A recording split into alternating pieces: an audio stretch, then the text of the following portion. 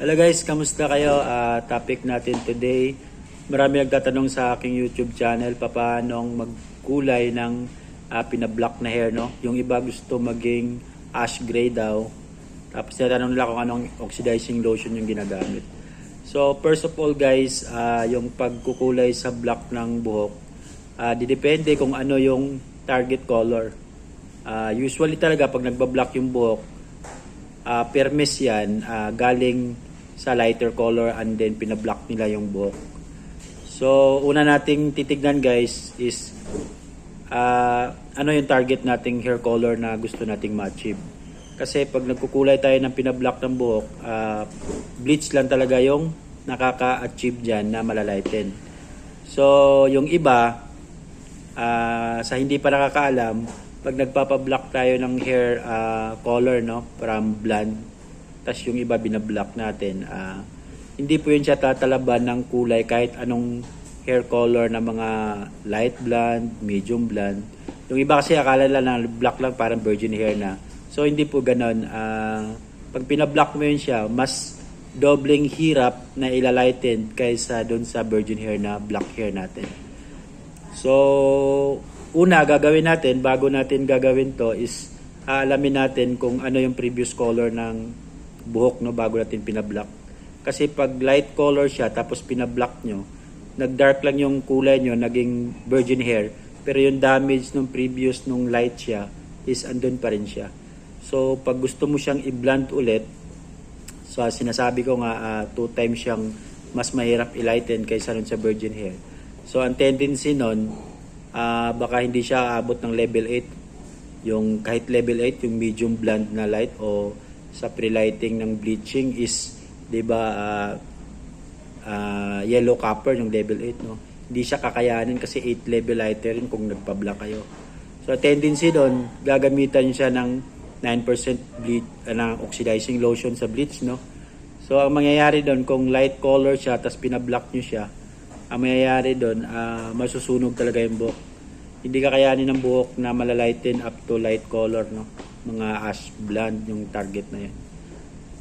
Isa pa, pag pinablock nyo siya and then meron siyang mga 6 months or 5 months ng may virgin hair.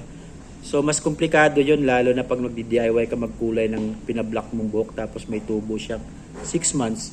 Kasi ang tendency nun, pag pinablock mo yung hair mo, hanggang dito na yung tubo nun. Pag mahaba yung hair mo, andito yung pinablock, tapos ito yung virgin hair.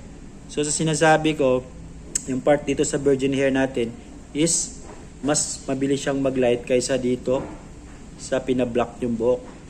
Kung titignan nyo siya, parang pantay siya ng black, pero pag kukulayan nyo siya, kung ito mag-yellow orange, ito red pa siya. Yun yung computation. Mas delay siya ng 2 level lighter, no? Ito reddish pa, ito yellow orange na. So pag DIY nun guys, pag gagawin nyo siya, mas komplikado. So pag ganun nga yung hair nyo is nagpa-black kayo and then gusto nyo maging blonde, mas mainam papagawa nyo lang sa mga professional para hindi masira yung hair nyo. Lalong-lalo na nun galing sa blonde tapos pinablock tapos gusto ulit magpapa-blonde ulit. Para sa akin it's a big no, lalo na pag DIY, no, masisira talaga yung buhok nyo. And then hindi pa ma-achieve yung gusto nyong kulay. So para sa akin, pag ganong situation guys, gagawin natin strand test, no. Kukuha kayo ng ganito lang kaliit, ganyan, yun sa pinakalikod ng buhok lang. Tapos titesting nyo, lalo na pag mga 4 to 6 months yung tubo ng virgin hair, tapos ito naka-dark. So gagawin nyo, strand test nyo dito sa ilalim guys, using bleach. Gamit kayo ng 9% oxidizing lotion. And then ilagay nyo siya sa foil. Tapos check nyo every 10 minutes, maximum ng 30 minutes. Pag check nyo siya ng 10 minutes, yun, lalabas na yung effect nun. For sure nun, ito, magiging copper. And then ito, depende lang kung gaano ka-block yung nilagay nyo o ilang beses kayo nag-block, no? Pag once lang kayo nag-block, ito siguro magiging feeling ko mga reddish. Tapos ito copper na.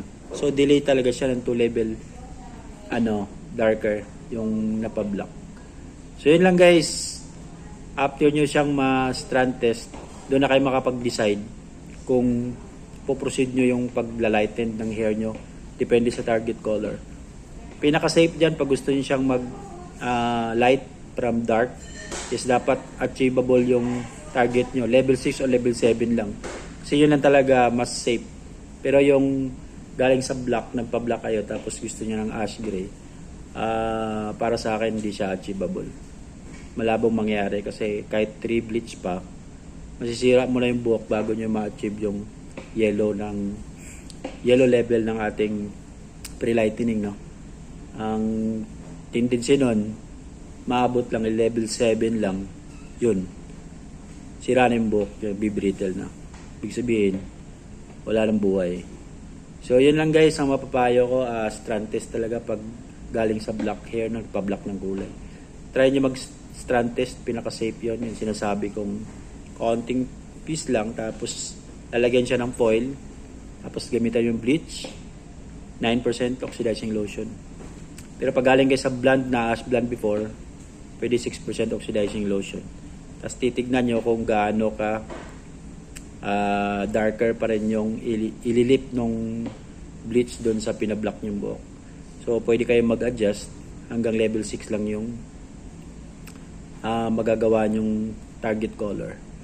So yun kasi pag na-achieve nyo itong level 7 tapos ito level 5, so pwede siyang buuhin and then one bleach lang to dito, itong natira dito na reddish pa, yun lang lalagyan nyo second bleach. Pwede kayong gumamit ng ng oxidizing lotion ng 9 muna from half inch to ends. Tapos kung makikita mo ito mas lighter, tapos ito lower, pag nyo na itong gagalawin, ito muna gamit nyo second bleach, 6% oxidizing lotion. So yun lang guys, medyo mahaba lang ang video natin. Yun lang mapapayo ko sa mga gustong mag-lighten ng pinablock na buhok, no? So sana meron kayo natutunan. Hanggang sa muli. Bye!